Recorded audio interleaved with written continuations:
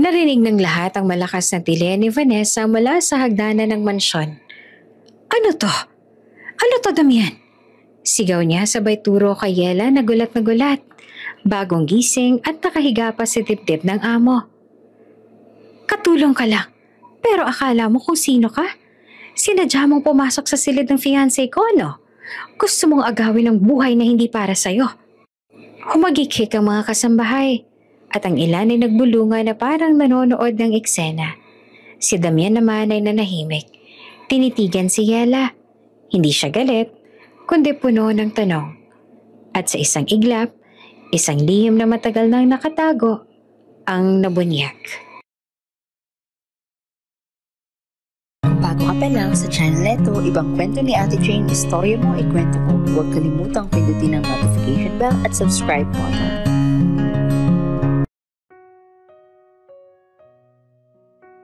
Si Yela ay buong araw na nag-a-adjust sa kanyang bagong buhay. Sa wakas, natagpuan niya na ang trabaho na matagal niya nang pinapangarap. Bilang yaya ng anak ng isang bilyonaryo. Si Damian Ilustre. Hindi biro ang pressure, lalo na't ang mansyon ay parang hotel sa laki. At ang bata, si Liam, ay puno ng enerhiya at katanungan. Ngunit sa kabila ng kaba, may excitement din siya sa bagong simula na ito. Pagkatapos ng mahabang araw ng pagpapakilala at pag-aasikaso kay Liam, ramdam niya ang pagod sa bawat butil ng katawan niya. Ang kanyang mga paa ay masakit sa haba ng lakad at ang kanyang mga mata ay punong-puno ng antok. Nang makarating sa kwarto, agad niyang inilapag ang bag at humiga sa kama. Ang silid ay malawak. May malaking bintana at mararangyang kumot. Napakaganda at sandaling napawi ang lahat ng kaba at alalahanin niya. Ngunit dahil sa sobrang pagod, hindi niya napansin na mali ang kwartong pinasukan niya. Hindi niya alam na ang silid na kanyang pinasok ay hindi sa kanya, kundi sa mismong amo, si Damian. Dahan-dahan siyang humiga at isinara ang mga mata. Sandali pa ay nakatulog na siya ng tuluyan. Walang alam sa kung ano ang mangyayari sa paligid niya. Sa kabilang banda, si Damian naman ay nasa kanyang opisina. Abala sa mga dokumento at meeting sa telepono. Isa siyang perfectionist at bawat detalye ng negosyo ay kailangang maayos. Nang matapos ang kanyang trabaho, nagpasya siyang umakyat para magpahinga. Ngunit sa pagbalik sa kanyang kwarto, hindi niya inaasahan ang tanawin. Si Yela nakahiga na sa kanyang kama. Sa simula hindi siya nakagalaw sa pagkabigla. Tila ang mundo'y huminto sa sandaling iyon. Ang magandang dalaga na dapat ay nakikita lang sa ibang parte ng mansyon, ngayon ay nakahiga sa kanyang kama at nakatulog ng mahimbing. Hindi ito galit, kundi nagulat sa hindi inaasahang pangyayari. Kinabukasan, nagising si Yela nang may malakas na tili mula sa hagdanan. Ano to, Damian? Sigaw ni Vanessa, ang fiancé ni Damian na parang sasabog sa galit. Nagmamadaling bumaba siya, suot ang mamahaling damit. At ang muka ay pula sa sama ng loob. Katulong ka lang. Pero akala mo kung sino ka? Sinadya mo pumasok sa silid ng fiancé ko? Gusto mong agawin ang buhay na hindi para sa'yo. Namula si Yela. Halos huminto ang tibok ng puso niya. Nakahiga siya sa dibdib ng amo niya. Isang bilyonaryo na kilala sa kanyang disiplina at init ng ulo sa trabaho. Ang mga mata niya ay naglaro sa takot at hiya.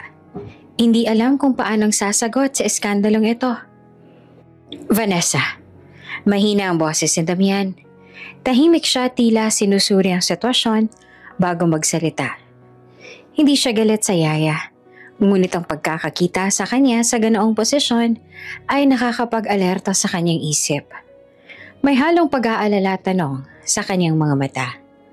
Sa kabilang bahagi ng mansyon, nagbulungan ng mga kasambahay. May nagkagikik, may nagkatinginan. Parang nanonood ng eksenang hindi nila inaasahan. Ang tensyon ay halata sa bawat sulok. At ang pagkakamaling iyon ni Yela ay agad na kumalat sa buong household. Pasensya po. Nanginginig na wika ni Yela habang pilit na itinatatak ang sarili sa realidad. Akala ko po ito ang kwarto ko. Hindi niya matanggap ang nangyari. Ang kanyang unang gabi bilang yaya ay nauwi sa iskandalo. Yela, anong ginagawa mo dito? Tanong ni Madam Rosa, ang mayordoma ng bahay. Hindi ka pwedeng pumasok sa kwarto ng amo ng walang permiso. Ang boses niya ay may halong galit at pagkabigla. Si Damian naman sa kabila ng lahat ay tahimik. Tinitigan niya si Yela at may kakaibang liwanag sa kanyang mga mata. Hindi siya galit, hindi rin pagkamuhi. May halong interes at pag-aalala. Ang batang babae na dapat ay simpleng yaya lamang, nagpakita ng hindi inaasahang katapangan sa kanyang tahimik na pagkakamali. Si Vanessa naman ay patuloy sa galit. Hindi napigilan ng pagbibigay ng opinyon sa bawat kasambahay. Hindi ba't sinabi ka sa'yo, Damian? Hindi mo na kailangan ng dalagang katulong. At ito pang makikita ko? Nakahiga sa dibdib mo? At mukhang sinadya pa. Hindi siya dapat narito. Si Yela, sa gitna ng takot at hiya, ay pilit nagtataguyod ng sarili. Alam niya na hindi niya sinasadya ang nangyari. At sa puso niya, gusto niyang humingi ng tawad at magpaliwanag. Ngunit sa halip na mapuno ang nanggalit si Damian, nakaramdam siya ng kakaibang init sa mga mata nito. Tila may sinasabi sa katahimikan ng kanyang pagtitig. Sa unang gabi, ni Yela sa mansyon, natutunan niya ang isang mahigpit na aral. Ang isang simpleng pagkakamali ay pwedeng magbukas ang pinto sa iskandalo. Ngunit pwede ring magbigay ng daan sa hindi inaasahang koneksyon. At sa tabi ng kanyang kabatiya, may kakaibang tensyon na nagsisimulang mabuo. Isang lihim na magpapabago sa lahat sa mga darating na araw. Halos buong mansyon ay umiikot sa chismis tungkol sa insidente nitong umaga. Mula sa kusina hanggang sa garden. Hindi mapigilan ng mga kasambahay na pag-usapan ang nangyari. Ang pangalan ni Yela, ang bagong yaya, ang naging sentro ng usap-usapan. Mula sa mga nagbubulungan sa hallway hanggang sa mga staff na nagtatrabaho sa office wing. Alam mo ba kung anong nangyari kaninang umaga? Bulong ni Liza, ang tagapaglinis ng bintana sa isa sa mga high-ceiling corridors. Sa kasama niya namang si Marco, ang handyman. Nakahiga raw si Yela sa dibdib ni Mr. Damian. Sabi ni Ma'am Vanessa, sinadya raw niya. Naku, nakakahiya naman. Sagot ni Marco, sabay hagikik. Bagong salta lang naman niya si Yela sa mansyon tapos nagkaroon kaagad ng ganitong eskandalo. Samantala, si Vanessa naman, na hindi mapakali sa galit, ay walang tigil sa pagpapalaganap ng insidente. Sa kanyang mata, kailangang ipakita sa lahat na siya ang tama at si Yela ang mali. Lumapit siya kay Madam Rosa sa dining area habang nagkakape. Hindi ko maintindihan, Madam Rosa. Panimula ni Vanessa na halatang galit ang tono. Hindi ba't sinabi ko na hindi siya pwedeng papasukin sa silid ni Damian nang walang permiso?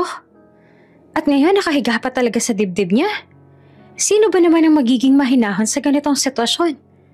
Pati buong household ay alam na ang tungkol dito. Tahimik si Madam Rosa.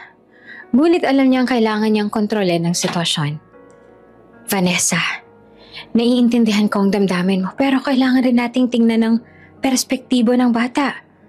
Bagong yaya pa lang siya at sigurado naman akong hindi niya yan sinasadya. Ngunit hindi naman nakumbinsi si Vanessa. Hindi ko siya mapapatawad, Madam Rosa. Nakakahiya. Kailangan niyang malaman ang kanyang lugar. Kung hindi, baka mas lalo pa siyang maging biktima ng sarili niyang kapabayaan. Sa kabila ng lahat, si Damian ay tahimik lamang sa kwarto niya. Sinusuri ang mga dokumento para sa kumpanya. Sa ilalim ng kanyang malamig na mukha, may halong pag-aalala na hindi niya maipaliwanag. Nakita ni Yela kagabi na nakahiga sa kanyang kama. Tila walang muwang. Hindi siya galit, ngunit alam niyang ang insidenteng iyon ay pwedeng makasira sa kanya o sa dalaga kung hindi ito mahahawakan ng maayos. Pagkatapos ng breakfast, naglakad siya sa hallway kung saan nagtitipon ang mga staff. Habang nagmamasid sa mga bulungan, may nakita siyang kakaiba. Ang paraan ng mga mata ni Yela na umiwas sa kanya. Ngunit may halong takot at hiya. Tila hindi niya rin maalis sa isip ang tanawin kagabi. Kahit malamig ang kanyang panlabas na anyo sa staff at kay Vanessa, sa loob ng puso niya, may kakaibang alon ng damdamin para kay Yela. Para bang kailangan niyang protektahan ng yaya mula sa iskandalong unti-unting kumakalat sa mansyon. Sa kitchen, si Yela ay tahimik na nag-aayos ng mga gamit. Halos hindi makapagsalita. Alam niyang lahat ay nanonood sa kanya at ang bawat kilos ay pinag-uusapan. Narinig niya ang bulong-bulungan ng mga kasambahay at bawat salita ay parang dagok sa kanyang puso. Ang galing naman Vanessa. Kayang-kaya niyang gawing malaking issue ang isang simpleng pagkakamali. Bulong niya sa sarili. Ang hiya at pagkabigla ay halo na sa kaba habang iniisip niya kung paano niyang itatama ang sitwasyon na hindi mawawala ang trabaho. Ngunit sa kabila ng inat ng tensyon, napansin niya ang isang bagay. Si Damian, kahit malamig sa panlabas, ay patuloy na tumitingin sa kanya mula sa gilid. Hindi siya nagsalita. Hindi rin nagagalit. Ngunit ramdam ni Yela ang kakaibang presensya. Parang may lihim na iniintindi at pinapangalagaan siya sa hindi nakikitang paraan. Lumipas ang araw, ngunit ang iskandalo ay patuloy na lumalaganap. Bawat sulok ng mansyon ay puno ng bulungan at panghuhusga. Si Vanessa ay hindi mapakali. Walang tigil sa pagpapakita ng kanyang sama ng loob sa yaya. Lahat ng kilos ni Yela ay sinusubaybayan at kahit ang simpleng pag-aayos ng bata ay pinupuna. Sa hapon, nagdesisyon si Damian na kausapin si Yela ng pribado. Tinawag niya ito sa study room, isang lugar na tahimik at malayo sa mata ng iba. Yela, panimula niya. Malamig ngunit mahinahon. Alam kong narinig mo ang chismis sa buong mansyon. Hindi mo sinasadya ang nangyari kagabi, tama ba? Tumango si Yela. Nanginginig ang boses sa sagot. Opo, Mr. Damian. Talagang hindi ko po sinasadya. Bibigyan kita ng payo. Patuloy ni Damian. Huwag kang magpapadala sa mga bulong-bulungan na maririnig mo. Ang mahalaga ay alam mo ang katotohanan at ginagawa mo ng tama. Wala akong galit sa'yo, pero kailangan mong maging maingat. Sa gitna ng pag-uusap, si Yela ay nakaramdam ng kakaibang init sa loob ng dibdib. Ang bilyonaryo na dapat ay malamig at mahigpit ay nagpapakita ng isang damdaming hindi niya inaasahan. Pag-aalala at proteksyon. Paglabas niya sa study room, ramdam ni Yela ang tensyon na bahagyang lumambot. Alam niyang hindi madaling malampasan ang iskandalo sa mansyon. Ngunit may simula ang koneksyon na pwedeng magdala ng kakaibang pagbabago sa kanyang bagong buhay. Matapos ang iskandalo sa mansyon, si Yela hindi makatulog ng maayos. Iniisip niya ang paulit-ulit larawan ng pagkakamali niya. Ang pagkakahiga sa dibdib ni Damian kagabi, ang sigaw ni Vanessa, at ang bulungan ng mga kasambahay. Alam niyang malaki ang problema niya at baka ito na ang simula ng pagtatapos ng kanyang bagong trabaho bilang yaya. Kinabukasan ay lakas ng loob siyang lumapit kay Madam Rosa. Madam Rosa, gusto ko po sana humingi ng tawad sa nangyari kagabi. Hindi ko po sinasadya at talagang sisikapin ko pong maging maayos sa lahat ng ginagawa ko. Mahina, ngunit matapat ang boses niya. Tahimik si Madam Rosa, ngunit ramdam niya ang sincerity ni Yela. Yela, Naiintindihan ko ang sinasabi mo. Alam ko namang hindi mo yan sinasadya. Ngunit kailangan mong maintindihan na ang mansyon na ito ay puno ng patakaran. Ang isang pagkakamali ay pwedeng magdulot ng malaking epekto. Paliwanag niya na halatang seryoso. Nagpatuloy si Yela sa pagpapakumbaba. Opo, Madam Rosa. Naiintindihan ko po. At handa po akong gawin ang lahat para mapatunayan na karapat-dapat ako sa trabaho na to. Ngunit sa kabila ng kanyang pagpapakumbaba, ramdam niya na halos mawala na siya ng tiwala sa kanyang sarili. Lalo na nang makita niyang nagbubulong-bulungan ang mga kasambahay sa hallway. Humihikbi sa halip na tahimik na obserbasyon. Sa kabilang bahagi ng mansyon, si Liam, ang 4 na taong gulang na anak ni Damian, ay abala naman sa paglalaro. Ngunit napansin niya ang lungkot sa mga mata ni Yela habang nag-aayos ng laruan sa playroom. Sa maliit niyang utak, alam niyang may nangyaring hindi maganda kagabi. Lumapit siya kay Yela. Hinawakan ang kamay niya at tumingin ng malalim sa kanyang mga mata. Yaya, may problem po ba? Tanong niya. Halatang may kaba at pag-aalala. Napangiti naman si Yela at bahagyang napawi ang lungkot sa kanyang puso. Wala naman, baby Liam. Sagot niya na mahina, ngunit puno ng sincerity. Ngunit hindi pa rin niya alam kung paanong tatanggapin ng mansyon ang kanyang presensya pagkatapos ng iskandalo. Sa oras na yon, si Damian ay dumaan sa playroom. Tahimik siyang nanonood ng eksena.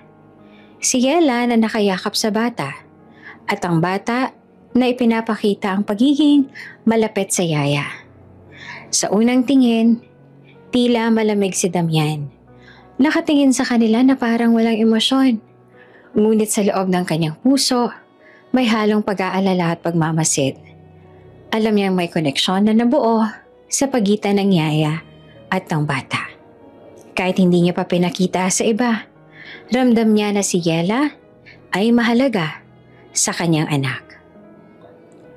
Lumapit siya sa kanila at sa kanyang malamig na tono, sinabi, Yela, naiintindihan ko na humihingi ka ng tawad. Hindi ko sasabihin sa iba kung anong nangyari. Ngunit kailangan mong maging maingat. Tumango si Yela. Napapikit ang mga mata sa sobrang relief. Opo, Sir Damian. Salamat po sa pangalawang pagkakataon. Sagot niya na halos lumuha sa kaligayahan at pasasalamat. Hindi pa rin nagpakita ng emosyon si Damian. Ngunit sa loob niya ay may kakaibang init na hindi niya maipaliwanag. Ang yaya na kagabi ay nagkamali at muntik na mapaalis. Ngayon ay patuloy na nananatili at tila may natural na koneksyon sa kanyang anak. Habang naglalakad pabalik sa kanyang kwarto si Yela, ramdam niya ang kakaibang tensyon sa mansyon. Hindi lahat ay sang-ayon sa kanyang presensya, ngunit alam niyang may ilang tao, lalo na si Liam, na handang ipaglaban siya. Ang simpleng taglay na pagiging mabuting yaya, ang katapatan sa bata, ay nagsimula ng mabuo ng pundasyon ng tiwala at pagmamahal sa mansyon. Sa gabi habang naglalakad si Damian sa hallway, naaalala niya ang eksena sa playroom. Kahit malamig ang kanyang mukha sa lahat, alam niya na si Yela ay hindi lamang basta yaya. May kakaibang bagay sa kanyang paraan ng pakikitungo kay Liam. Isang bagay na hindi kayang palitan ng kahit na sino. At kahit hindi niya gustong aminin, may halong proteksyon at pangangalaga sa kanyang nararamdaman para kay Yela. Sa kabilang banda, si Yela ay natututo na rin maging maingat sa bawat kilos. Alam niyang bawat galaw ay sinusubaybayan, bawat salita ay pinag-uusapan. Ngunit ramdam niya rin ang isang bagay na hindi niya inaasahan, ang amo niya.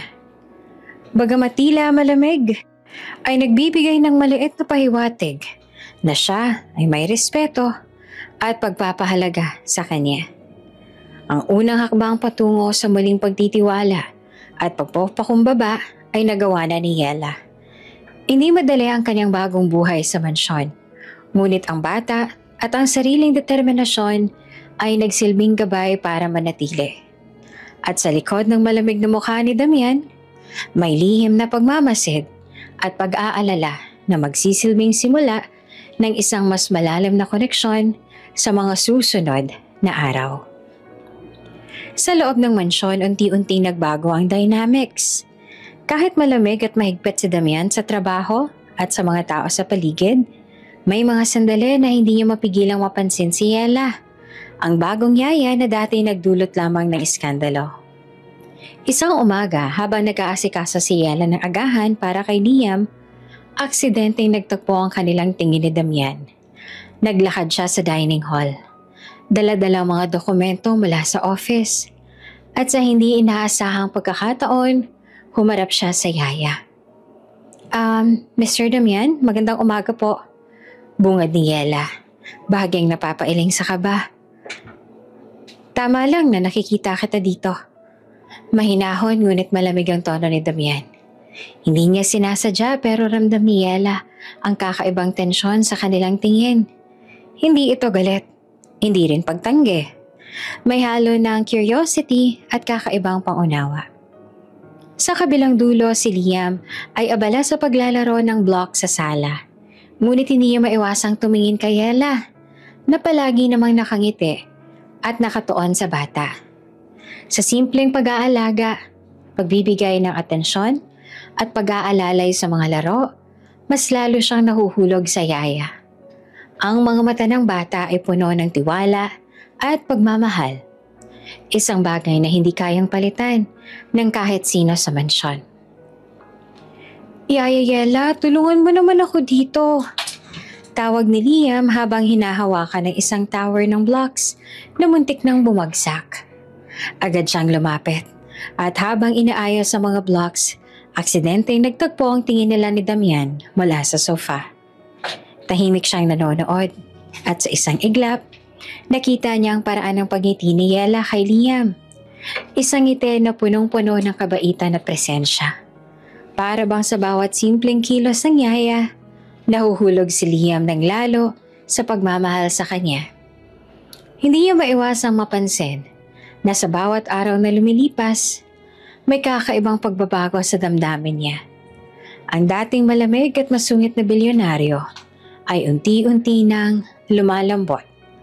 Ang bawat sandali na nakikita niyang dedikasyon ni Yela sa bata ay nagdudulot ng kakaibang init sa kanyang puso.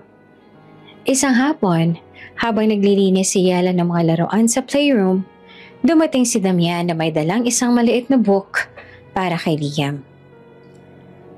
Itong huling copy ng paboritong kwento ni Liam. Mahinahon niyang sinabi habang iniabot ang libro. Napangiti naman si Yela sa simpleng gesture. Salamat po, Sir Damian. Alam ko pong gusto ni Liam to.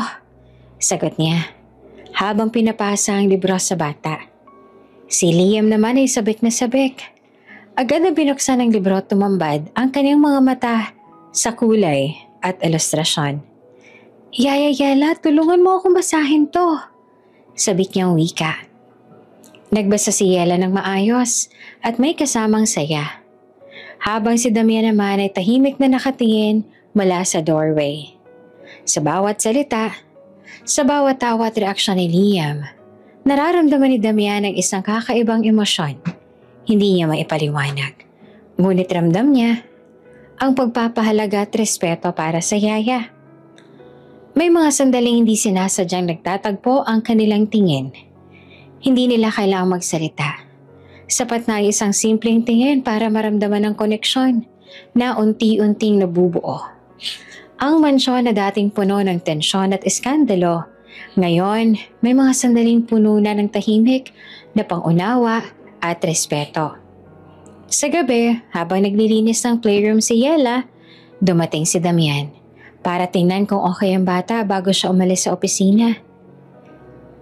Baby Liam, oras na para matulog. Malumanay niyang sabi. Ayoko pa po matulog.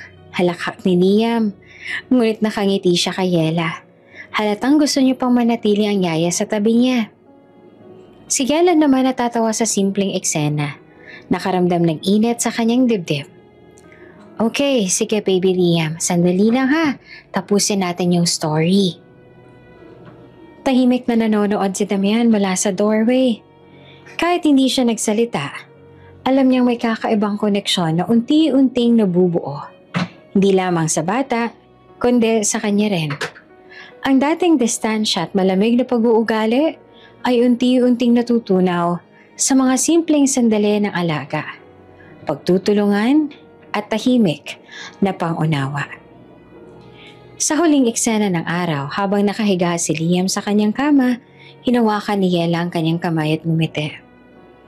"Good night, baby Liam. Sweet dreams," sabi niya. Si Damian na nakatingin sa malayo ay hindi nakalayo sa damdamin niya. Ang simpleng tanawin ay nagbukas ng isang pinto sa damdaming hindi niya inaasahan. Ang simula ng isang kakaibang koneksyon sa yaya na ngayon ay unti-unting nagiging mahalaga sa parehong bata at sa kanya. Hindi nagtagal napansin ni Yela na patuloy ang malisyosong galaw ni Vanessa. Mula sa simpleng pagtuturo ng mga gawain hanggang sa mga hindi kinakailangang komento sa harap ng staff. Kitang-kita ang intensyon ng fiancé ni Damian na ipahiya siya sa bawat pagkakataon.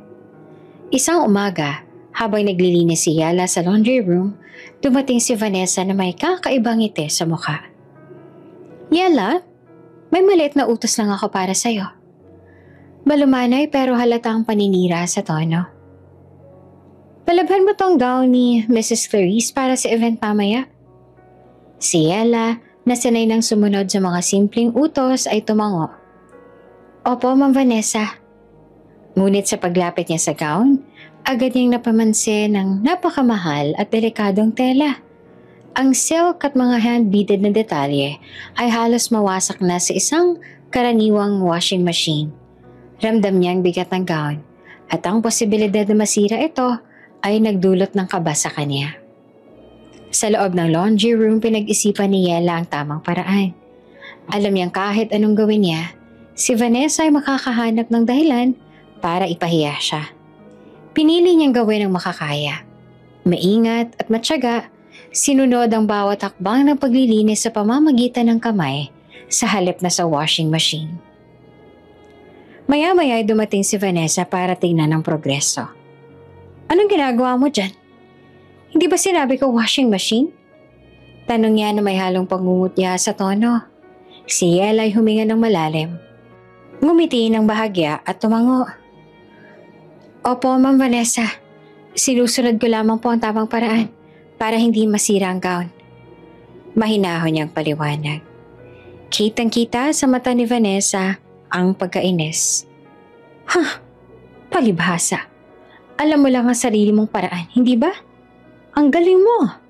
Sabi niya na puno ng sarcasm habang nilalabas ang gown sa laundry. Sa kabilang bahagi, si Damian naman na nagmamasid sa hallway mula sa study room ay naririnig ang eksena. Hindi siya pumasok, ngunit ang bawat linya ng pananalita at kilos ni Yela ay malinaw sa kanya. Hindi niya maipaliwanag ang nararamdaman. Sa halip, nagalit. May halong awa at paghanga sa pagiging matatag ng yaya. Tahimik siyang nakatayo. Pinagmamasan ng paraan ng yaya na harapin ang fiancé na tila walang ibang hangad kundi ang ipahiya siya. Ang pagiging kalmado at maayos ni Yela sa kabila ng paninira ni Vanessa ay nakakaantig ng damdamin. Pagkatapos ng ilang minuto, si Vanessa ay tuluyang lumabas. Halatang naiirita at walang nasabi pang karagdagang panunokso. Lumapit si Damian kay Yela sa laundry room at sa kanyang malamig na tono, ngunit may halong pag-aalala, sinabi, "Maayos ang ginawa mo. Hindi mo hinayaan na masira ang gown." Napangiti si Yela. Halatang napawi ang kaba. "Salamat po, Mr. Damian. Talagang ayoko pong masira ang bagay na mahalaga sa iba. Kahit na mahirap po," sagot niya. Mahinahon at puno ng respeto. Si Damian naman, sa kabila ng kanyang mahinahong tono, ay naramdaman ng kakaibang init sa kanyang dibdib. Hindi niya maipaliwanag. Ngunit ang simpleng dedikasyon at katatagan ni Yela ay nagdulot sa kanya ng paghanga. Ang isang bagong yaya na dapat ay ordinaryo lang sa mansyon ay nagpapakita ng tibay at prinsipyo na hindi niya inaasahan. Maya-maya si Liam ay dumating sa laundry room. Humahawak na sa kamay ni Yela. "Yaya Yela, laro po tayo at kwentuhan mo naman ulit ako." Sabik na sabi ng bata, sabay tawa. Napangiti si Yela. Inabot niya ang kamay ni Liam para tulungan siyang maglakad sa labas ng laundry. "Oh, sige baby Liam, laro na tayo. At lagi kitang tutulungan sa pagbabasa, okay?" Sagot niya. Habang pinapakita ang malasakit at pagtutok sa bata, si Damian naman nanonood mula sa hallway. Napangiti ng bahagya. Ang bata na dati nahihirapan sa bagong yaya ay unti-unti nang nahuhulog sa pagmamahal at pagtitiwala kay Yela. Ang simpleng bond na ito na pinagsama ang dedikasyon ng yaya at ang innocence ng bata ay unti-unti nagpapalambot sa puso ng bilyonaryo. Hindi nagtagal bumalik si Vanessa sa hallway. Nakakita sa eksena at muntik nang magsalita. Ngunit nakita niyang maliit na ngiti sa labi ni Damian. Isang senyales na hindi siya nagagalit sa yaya. Ang tingin ni Damian ay tahimik ngunit puno ng mensahe, respeto at paghanga sa tapang ni Yela. Sa hapon, habang naglalaro sa garden si Liam at nagbabantay naman si Yela, si Damian ay tahimik na nakaupo sa bench. Pinagmamasdan sila. Hindi niya maalis sa isip ang mga nangyari. Ang dedication, ang pag-aalaga, at ang pagiging matatag ni Yela sa kabila ng paninira ni Vanessa. Ang simpleng sandali na iyon sa garden, ang tawa ng bata, ang maingat na ngiti ni Yela, at ang tahimik na pagmamasid ni Damian ay nagsilbing simula ng mas malalim na koneksyon sa pagitan ng yaya at ng amo. Ang dating tensyon at iskandalo ay unti-unti napapalitan ng respeto at paghanga. Ang hapon sa mansyon ay tahimik hanggang sa biglang umulan ng malakas, na sinundan pa ng malakas na hangin na umuuga sa paligid. Ang bintana ay nanginginig sa tindi ng bagyo at sandaling bumagal ang mansyon dahil sa pagpatay ng kuryente. Isang blackout ang naganap. Si Yela ay nag-aasikaso kay Liam sa playroom nang maramdaman ang hangin. "Yaya Yela, lakas po ng hangin!" Sigaw ng bata, sabay yakap sa kanyang braso. "Okay lang baby Liam, andito naman ako. Ligtas tayo." Sagot ni Yela. Pilit na pinapanatili ang kalmadong tinig. Ngunit ramdam niya ang tensyon sa paligid. Sa labas, ang hangin at ulan ay parang gustong guluhin ang lahat. Maya-maya kumatok sa pintuan si Damian. "Yela, Liam, dahil sa bagyo at pagkawala ng kuryente, mas mabuti siguro manatili tayo sa iisang silid para mag-ingat." Utos niya. Mahinahon ngunit may halong urgency. Tumango naman si Yela. Mabilis nang inihanda ang maliit na silid sa guest wing.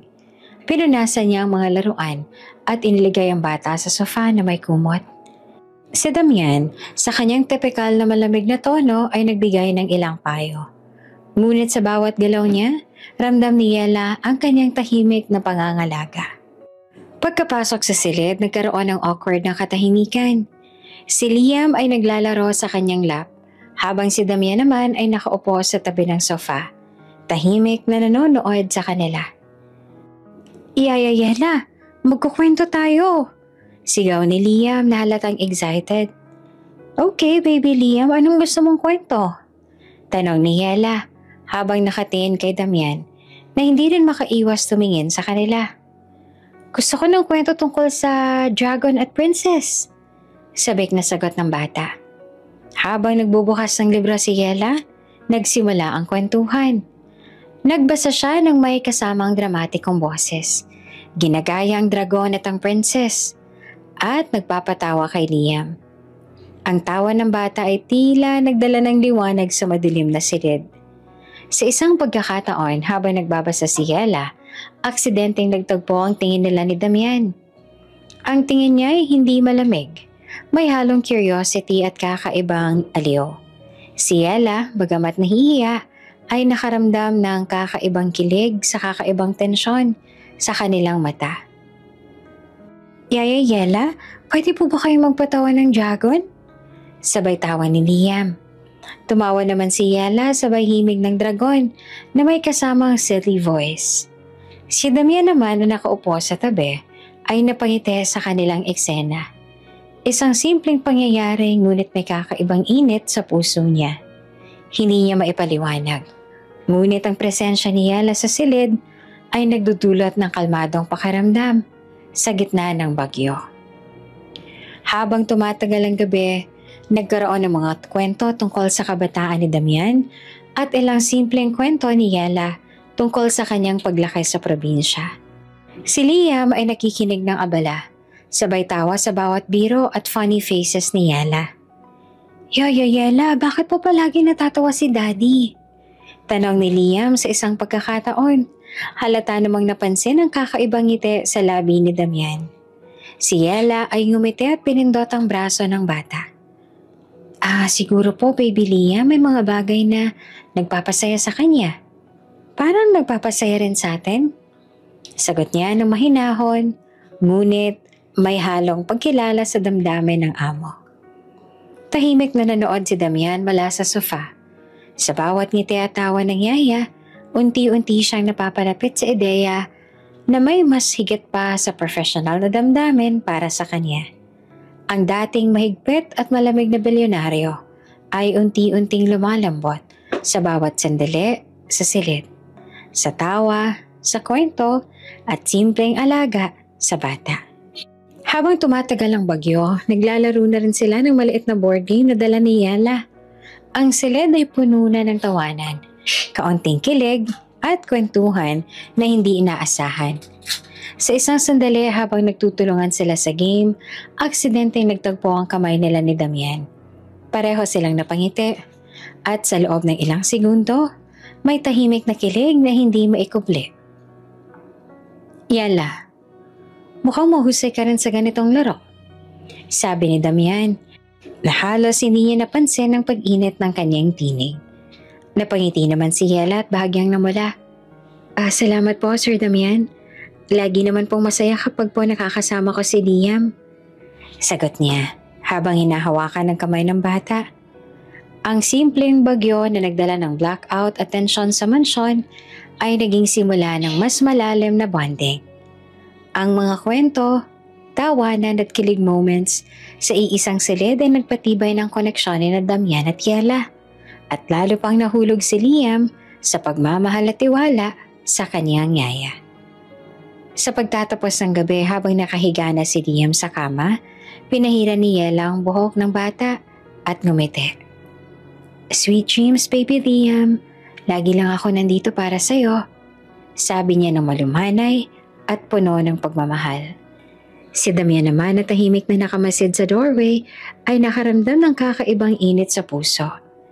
Ang dating mahigpit na bilyonaryo ay unti-unti nang lumalambot. Unti-unting napapalapit sa yaya, sa bata at sa simpleng ligaya na dala ng mga kwento at tawanan sa gitna ng bagyo. Isang magandang umaga ang sumikat ngayong araw simula ng bagyong kahapon. Ang umaga ay puno ng liwanag sa hardin ng mansyon. Ang mga bulaklak ay namumukadkad at ang tunog ng mga ibon ay nagdadagdag sa katahimikan sa paligid. Si Liam, na puno ng enerhiya, ay tumakbo papunta kay Yela. Yaya Yela, turuan mo po akong sumayaw. Sabik na sigaw ng bata habang hawak ang maliit na portable speaker. Si Yela naman ay natatawa sa sinabi ni Liam. Sige, baby Liam. Pero dapat maganda yung kilos mo, ha? Sagot niya habang nag-aayos ng buhok. Si Damian naman na nakatayo sa gilid ay tahimik na nanonood. Hindi niya inaasahan na makakakita siya sa ganitong eksena. Ang anak niya nagpapaturo ng sayaw sa kanyang yaya, ang dating mahigpit at masungit na bilyonaryo ay unti-unting napapangiti sa tuwing nakikita ang saya at excitement sa mukha ni Liam. Daddy, halika! Hawakan niyo po ang kamay ni Yaya Yela. Sigaw ni Liam sabay turo sa kanila. Si Damian, bagamat awkward, ay tumango. Nilapitan niya si Yela at sa isang iglap, nagtagpo ang kanilang mga kamay. Para bang isang electric current ang dumaan sa kanila. Isang sandali na puno ng kakaibang kilig at tensyon. Okay, simulan natin sa basic steps, sabi ni Yela. Sinusubukan ng mahinahon ng boses para hindi halatang pagkanerbiyos. Nag-umpisa silang dahan-dahang sumayaw. Kahit simpleng hakbang lang, ramdam ni Damian ang init at ang hindi inaasahang koneksyon sa yaya. Sa bawat paglapit at bawat tagpo ng kamay, mas lumalalim ang tensyon at kilig sa pagitan nila. Si Liam ay natatawa at sabik na pinupupunta ang kanyang kamay para tulungan silang sumabay sa ritmo. Masaya po, gusto ko po ito. Halakak pa ng bata. Ngunit sa kabilang bahagi ng hardin, si Vanessa ay dumarating. Nang makita niyang eksena, si Damian at Yela na nakikipagkamay habang nagtatawanan at sumasayaw, tuloy ang kanyang selos. Halos sumabog ang kanyang emosyon at agad siyang lumapit. Ano to, Damian? Sumasayaw ka sa yaya mo sa harap talaga ng anak mo? Nakakahiya ka. Sigaw niya, halatang galit at nanlalaban. Si Damian naman ay bahagyang nagulat, ngunit pinipigilan ng sarili na magalit. Vanessa, hindi mo dapat hinuhusgahan ang sitwasyon. Ang mahalaga ay masayang bata. Malinaw ngunit malamig ang tono niya. Si Yala naman, kahit nahihiya ay halatang natakot sa reaksyon ni Vanessa. Ngunit nanatili siyang mahinahon. Opo, Ma'am Vanessa, ang gusto lang po ni Liam ay mag-enjoy sa isang simpleng laro at sandali ng sayaw. Wala pong masama. Paliwanag niya. Si Vanessa naman ay napasinghap sa galit. Hindi ako makapaniwala. Parang gusto mo talaga akong saktan sa pagpapahiya sa akin, ha? Wika niya. Halatang naiirita sa kabaitan at professionalism ni Yela. Ngunit si Damian, sa halip na magalit kay Vanessa, ay nagpakita ng kakaibang determinasyon. Tumayo siya at lumapit sa yaya. Bahagyang hinawakan ng kanyang balikat. Yela, huwag kang mag-aalala. Ang ginawa mo ay tama para lang sa bata. At iyon ang mahalaga. Basta ikaw ay maayos sa ginagawa mo. Hindi ako galit sa'yo. Malinaw niyang sabi. Si Yela naman ay napangiti. Bahagyang namula sa galak at pagkagulat sa suporta ni Damian. Ang simpleng gesture na iyon ay nagbibigay sa kanya ng lakas ng loob. At mas lalo siyang naging komportable sa mansyon sa kabila ng selos ni Vanessa. Si Liam ay sabik na tiningnan ng mga tao sa paligid. Tama na po ba? Pwede po ba ulit? Tanong niya habang nagtatawanan. Nagbiro naman si Damian sa bata. Sige, pero dapat sumunod ka sa mga steps, ha? Si Yela ay tumawa sa biro. At dahan-dahan silang nagpatuloy sa sayaw ni Liam. Kahit na may paninira si Vanessa sa gilid, ang sandaling iyon ay napuno ng saya, tawa at kilig. Isang karanasang hindi inaasahan ng tatlo. Habang natatapos ang sayaw ni Liam at Yela, si Damian ay nakatayo sa tabi, nakangiti sa simpleng eksena. Ang dating mahigpit at malamig na amo ay unti-unting lumalambot. Ramdam ang kilig at saya na dala ng presensya ni Yela. Sa huli, si Vanessa ay umalis sa hardin, nagalit at frustrated. Ngunit si Damian at Yela ay nananatiling nakangiti. Nagtatagpo ang mga mata sa isang tahimik ngunit puno ng damdamin na mensahe. Isang simula ng mas malalim na koneksyon sa pagitan nila sa mata ng bata. Si Vanessa ay hindi na maitago ang galit. Pagkatapos ng sayaw sa hardin at nang malapit na bonding ni Damian at Yela kasama si Liam, nagdesisyon siyang harapin si Damian sa opisina nito. Damian, kailangan natin pag-usapan ito. Panimula ni Vanessa, halatang nakataas ang kilay. Hindi ko na matitiis na palaging nandun ang yaya na yan sa paligid mo at lalong-lalo na kay Liam. Paalisin mo siya. O ako ang aalis sa buhay mo. Si Damian ay tumayo sa tabi ng desk. Nakatingin sa kanya ng malamig at tahimik. Hindi siya agad nagsalita. Ang katahimikan sa silid ay lalong nagpatindi sa tensyon. Halatang nagulat si Vanessa na hindi agad pagtugon ni Damian. Ano? Hindi mo ba ako narinig, Damian? Seryoso ako. Isa itong ultimatum. Tahimik na tumingin si Damian kay Vanessa. Ang mga mata niya ay puno ng malalim na pag-iisip. Sa loob ng ilang segundo, ang kanyang isip ay umiikot sa posibilidad. Ang pagkawala ni Yela sa buhay ng anak, ang presensya niya sa mansyon, at ang epekto nito sa bata. Vanessa, hindi sa ganitong paraan. Mahinahon ngunit may bigat na boses si Damian. Hindi ako basta-basta magpapalayas ng isang taong mahalaga sa anak ko. At sa ngayon, ang yaya ay mahalaga sa kanya. Si Vanessa ay napatingin sa kanya, halatang hindi makapaniwala. Ano? Hindi mo ako pinapanigan? Damian, inaakala mo bang pwede mong sabihin yan sa akin? Hindi ito tungkol sa iyo, Vanessa. Sagot naman ni Damian. Malamig ngunit matatag. Ito ay tungkol sa bata. At sa yaya na nagpapakita ng kabutihan, dedikasyon at respeto. Hindi ko papayagan na mawala siya sa buhay ni Liam dahil lang sa personal mong inis at galit. Halos sumabog ang galit ni Vanessa. Hindi ko matitiis na paulit-ulit mong pinipili ang yaya na yan kesa sa akin. Seryoso ako, Damian. Isang ultimatum ito. Ngunit si Damian ay hindi bumitaw. Ang mga mata niya ay nakatuon kay Vanessa at ramdam ang kanyang determinasyon. Lahat ng dapat mong malaman, Vanessa, ay malinaw na. Ang yaya ay karapat dapat manatili at hindi ko hahayaang maapektuhan ng bata dahil sa personal mong galit. Si Vanessa ay huminga ng malalim. Ang galit at selos ay kitang-kita sa kanyang mukha. Ngunit sa halip na sumagot pa, umalis siya sa opisina. Nag-iiwan ng matinding tensyon sa hangin. Si Damian matapos ang insidente, lumabas at nagtungo kay Yela at Liam. Tinitigan niya ang dalaga. Yela, huwag kang mag-aalala sa nangyari. Tama ang iyong ginawa. Mahinahon niyang sabi sa kanyang isip, sabay bahagyang ngiti. Si Liam ay tumakbo sa yaya at hinawakan ng kamay ni Yela. Tama po bang ginawa ko, Yaya Yela? Tumango at ngumiti naman ang yaya. Salamat po, sabi niya. Halatang masaya sa resulta ng kanilang maliit na drama. Tahimik na nanonood si Damian sa maliit na eksena. Ramdam niya ang kakaibang init sa kanyang dibdib.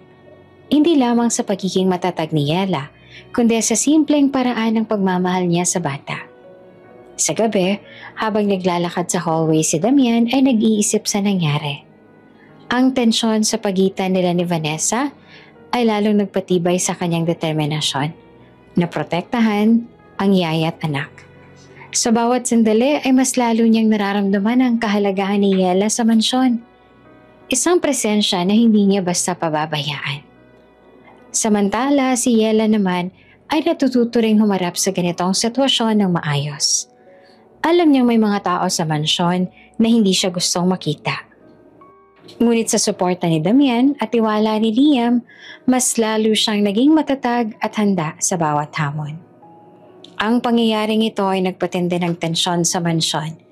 Ngunit sa parehong oras, nagpatibay ng pundasyon ng koneksyon ni Damian, Yela at Liam. Ang dating iskandalo at tensyon ay unti-unti nang napapalitan ng respeto, pagmamahal at proteksyon. Isang simula ng mas malalim na relasyon na unti-unting bubuo sa mga susunod na kabanata. Tahimik ang hapon sa mansyon at si Liam ay abala sa kanyang mga laruan sa playroom. Si Yela ay nag-aayos ng mga ito nang may bahagyang kaba. Alam niyang may gustong itanong si Damian sa kanya, pero hindi niya alam kung paano sisimulan. Yela, panimula ni Damian habang pinipilit kontrolin ang kanyang boses. Tumango naman si Yela. Nakaupo sa sofa at nakatingin sa kanya. Ano po yon, Sir Damian? May gusto po kayong sabihin? Si Damian, bagamat bihira, ay nagpakita ng genuine curiosity. Alam mo, Yela, gusto kong malaman ang pagkatao mo. Sino ka? Saan ka nagmula? Anong mga pinahahalagahan mo sa buhay? At bakit ka ganito ka-dedicated kay Liam?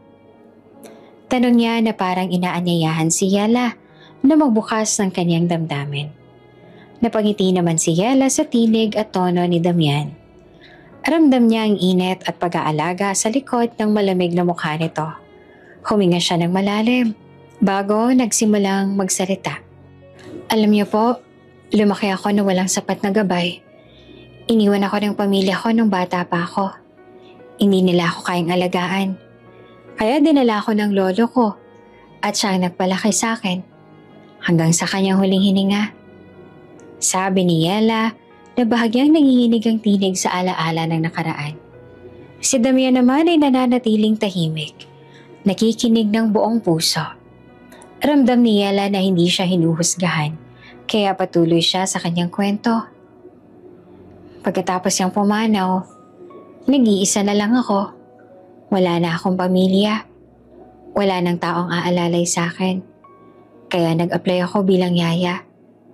Gusto ko lang maranasan ang pagmamahal at magkaroon ng pamilya kahit saglit lang. Dagdag niya, habang nakatingin naman kay Damian. Tahimik na nakatingin si Damian. Ang mga mata niya ay puno ng malasakit. Yala, kaya pala ganun ka nalang ka-dedicated kay Liam. Naiintindihan ko na ngayon. Ang ginawa mo ay hindi lamang trabaho. Isang paraan para maranasan ng init ng pagmamahal at pamilya. Napangiti naman si Yela at bahagyang namumula. Opo, kahit saglit lang gusto kong maramdaman kung paanong mahalin at mahalin din. Wika niya na tahimik ngunit puno ng damdamin. Si Damian ay lumapit ng bahagya. Tumayo sa tabi niya. Yela, hindi mo kailangang harapin ang lahat ng mag-isa. Naiintindihan ko kung bakit ganito ang puso mo. At kung may kailangan ka, nandito kami ni Liam para sa'yo.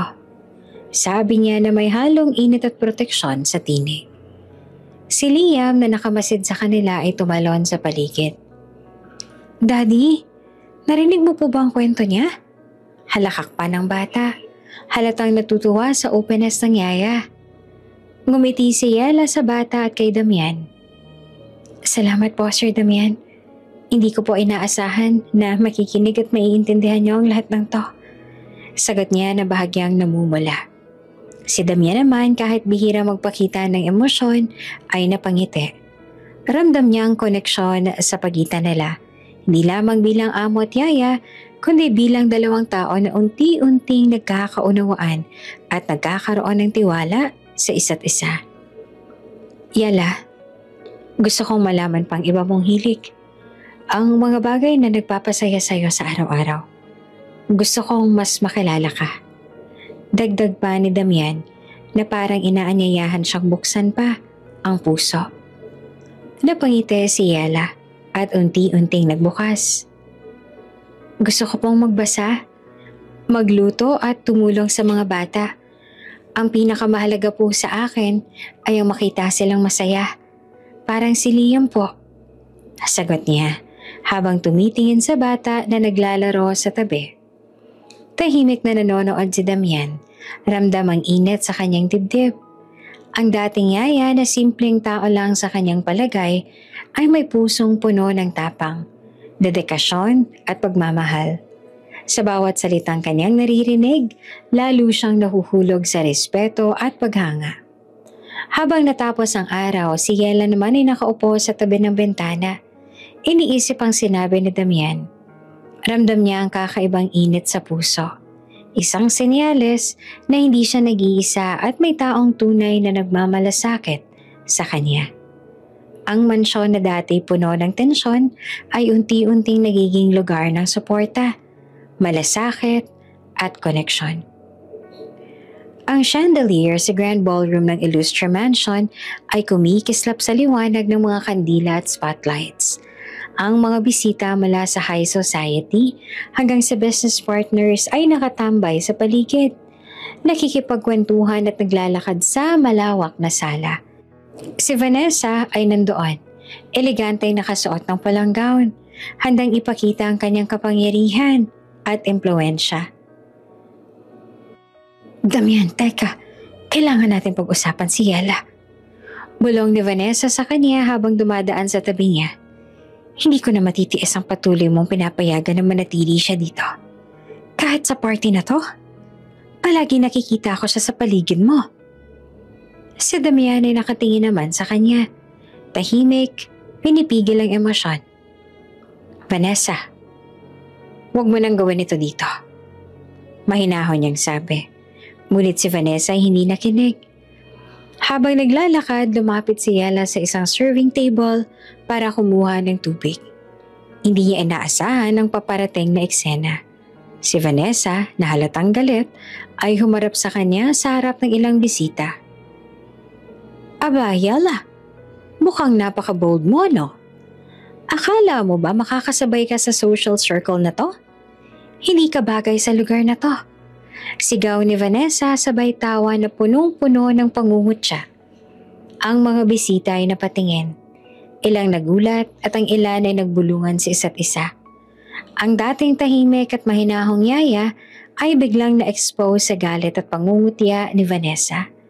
Si Yala naman ay bahagyang napalingon, pilit na kumakalma. Ma'am Vanessa, hindi po ako nandito para makialam sa inyo. Gusto ko lang pong gawin ang trabaho ko. Sagot niya at mahinahon, ngunit halata ang kaba sa mukha. Ngunit si Vanessa ay hindi tumitigil. Trabaho mo? Sa tingin mo ba sapat ang trabaho mo para maging bahagi ka ng ganitong klase ng buhay? Ang tanging alam mo lang, isa kang Yaya na gustong makigulo sa akin at sa fiancé ko.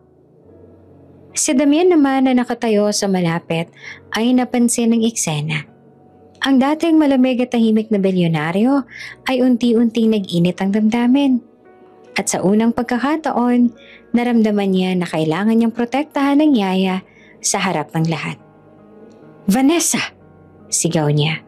Malinaw at may bigat sa boses na nagpatigil naman sa lahat. Tumigil ka! Hindi mo dapat gawing tanong o issue ang Yaya sa harap ng mga bisita. Siya ay mahalaga sa bata. At mahalaga rin siya sa akin. Ang ballroom ay nanahimik. Ang mga bisita ay nagulat sa biglang lakas ng tinig ni Damian at sa kanyang tahasang pagtatanggol kay Yela. Ang dating mahigpit at malamig na bilyonaryo ay nagpakita ng kabutihan at proteksyon sa taong dati tinutukso at iniiwasan. Si Vanessa ay nagalit sa pagkabigla. Ano? Paano mo nagawa? Hindi mo ba ako pinapakinggan? Damian, isa itong insulto. Sabi niya, halatang natataranta sa unexpected na reaction ng fiancé. Si Damian naman ay tumayo ng diretso sa tabi ni Yela. Tahimik, ngunit matatag. Hindi ko ininsulto, Vanessa. Ito ay respeto at katarungan. At hindi ko hahayaang sino man, kabilang ang mga bisita o kahit sino sa party na to, ang bastusin ng taong pinili kong pagkatiwalaan sa personal na aspeto. Paliwanag niya. Malinaw at matibay. Si Yela naman ay napangiti, hindi makapaniwala sa suporta ni Damian. Ang dating tensyon sa mansyon ay sa party unti-unting napalitan ng seguridad at pagpapahalaga. Ang mga bisita ay nagbubulungan at tumingin sa kanila, halatang nagulat sa hindi pangkaraniwang tagpo. Ang dating Yaya, na dapat ay tahimik lang sa paligid, ay nakatanggap ng pambihirang pagtatanggol mula sa amo. Isang senyales ng respeto at proteksyon. Si Vanessa naman ay nagtatangka magsalita pa. Ngunit wala naman lakas ng loob sa kanyang mukha. Ang kanyang pangungutya ay tila naputol sa biglang assertiveness ni Damian. Halos walang mukhang maisagot. Siya ay napahiya sa harap ng mga bisita at sa sarili niyang hangarin. Salamat po, Sir Damian. Mahinahong sabi ni Yela, bahagyang namumula. Hindi ko po inaasahan na sasabihin niyo yan sa harap ng lahat. Yela, hindi mo kailangang maapektuhan ng pangungutya o paninira ng iba. Lagi akong tatayo sa tabi mo. Sagot pa ni Damian na may halong malamig at mainit na tono na nagpapatunay ng kanyang malasakit at paghanga sa yaya. Si Liam naman na nandoon rin sa tabi ay tumalon sa paligid. "Daddy, ang galing niyo po!" Halakak niya, halatang masaya sa resulta. Habang natapos ang party, si Vanessa ay tahimik na umalis.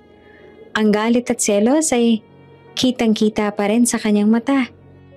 Ngunit ang eksena ay malinaw. Si Damian ay handang ipagtanggol ang yaya niya. Isang unang hakbang patungo sa mas malalim na relasyon. Isang hapon, matapos ang isang abalang linggo sa mansyon, nagpasya si Damian na magpahinga sa terrace. Ang tanawin ay maganda. Ang araw ay malapit ng lumubog. Nagdadala ng mga gintong liwanag sa paligid. Si Yela ay naroon din. Nag-aayos ng ilang mga laruan ni Liam na naiwan sa hardin. "Yela, mukhang marami ka na namang nagawa sa bata." Biro pa ni Damian habang dahan-dahang lumalapit. "Alam mo, nakaka-impress ka talaga sa dedikasyon mo."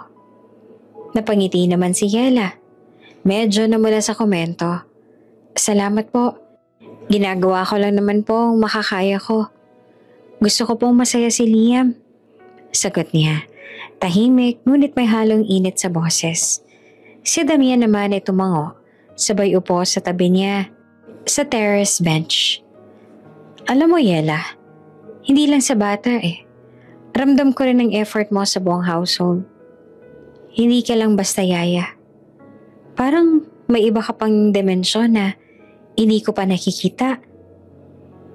Wika niya na may halong curiosity at pagkilala. Lapatingin si Yela kay Damian. "Po, ano pong ibig niyong sabihin?" Tanong niya na medyo nahihiya. "Hindi ko alam. Parang may kung anong espesyal na paraan mo sa pag-aalaga at pagmamahal. Hindi lamang sa bata, kundi pati sa paligid. Nakaka-inspire ka." Paliwanag ni Damian, halatang seryoso, ngunit banayad ang tono. Sa sandaling iyon, isang maliit na tawa ni Liam ang nagpatigil sa kanila. "Daddy! Yaya Yela! Pwede po ba tayong maglaro ng tagu-taguan?" Sigaw ng bata. Sabay tawa. Ngumiti naman si Yela at tumayo. "O sige, baby Liam. Pero kailangan nyo rin ata ng tulong ni Mr. Damian." Biro niya pa habang tinuturo ang bilyonaryo. Si Damian naman ay bahagyang napangiti at tumayo na rin. "Ayos lang, tutulungan kita." Sagot niya, sabay hawak sa maliit na kamay ni Liam. Habang naglalaro sila ng tagu-taguan sa terrace, hindi sinasadya, si Damian at Yela ay napalapit sa isa't isa. Sa isang eksena, nagtagpo ang kanilang mga mata sa ilalim ng huling sinag ng araw.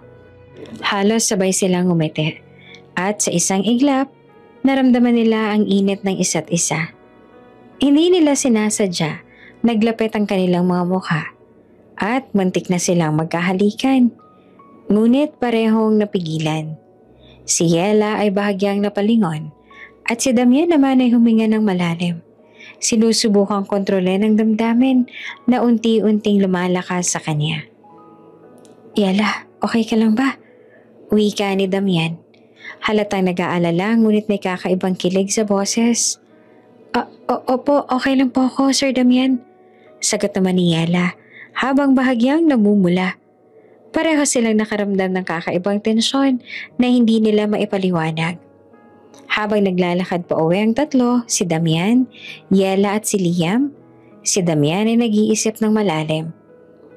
Ang nararamdaman niya para kay Yela ay unti-unting lumalampas sa respeto at profesional na limitasyon. Ang tibok ng kanyang puso ay mas mabilis kesa dati. At napagtanto niyang may damdamin na siyang hindi inaasahan para sa yaya. Sa kanyang isipan, nagkakaroon ng malalim na introspeksyon. Ano ba talaga itong nararamdaman ko para kay Yela? Hindi lang ba trabaho at proteksyon? May iba pa bang dahilan kung bakit ganito ang puso ko? Tanong niya sa sarili. Habang pinagmamasdan si Yela na naglalakad sa tabi niya at ngumiti kay Liam. Si Yela naman ay nakaramdam ng kakaibang tensyon sa pagitan nila. Kahit hindi niya maintindihan ang damdamin ni Damian, ramdam niya ang init at proteksyon na ibinibigay niya sa kanya. Ang dating relasyon nila bilang amo at yaya ay unti-unting naging mas personal at mas malapit. Isang koneksyon na parehong nakaka-excite at nakaka-alarma. Pagdating sa playroom, nagpa siya si Yela na tulungan si Liam sa bedtime routine. Si Damian ay nanatili sa labas, nakamasid sa kanila. Sa bawat tawa at simpleng sandali, mas lalo niyang naramdaman ang lakas ng damdamin na unti-unting umuusbong. Ang closeness nila ay hindi na lamang simpleng trabaho. Ito ay nagiging mas malalim at personal, na puno ng hindi inaasahang kilig at tensyon. Habang natutulog si Liam, si Damian ay nakaupo sa kanyang opisina. Iniisip ang mga nangyari. Ang sandaling muntik silang maghalikan ay nananatili sa kanyang isipan. Hindi niya maalis ang init sa dibdib niya at ang pagkakagulo ng damdamin. Yala, ano ba talaga ito sa puso ko? Hindi ko akalain na ganito akong mararamdaman. Pero hindi ko rin alam kung pwede ko bang sabihin sa kanya. Bulong ni Damian sa sarili, habang tinitingnan ng terrace kung saan nakaupo si Yela kanina.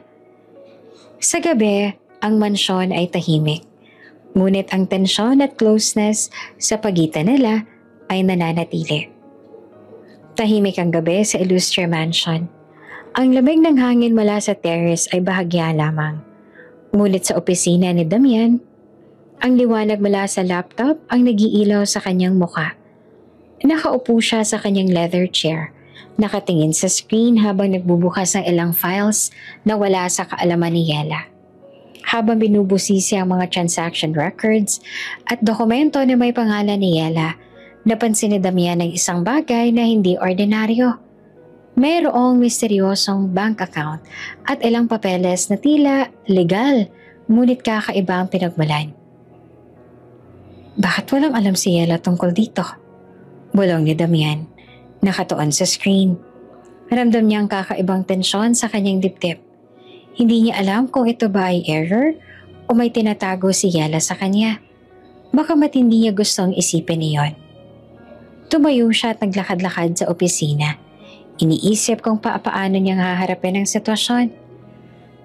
Kailangan kong malaman ang buong detalye bago ko sabihin o gawin ang anumang hakbang, sabi niya sa sarili.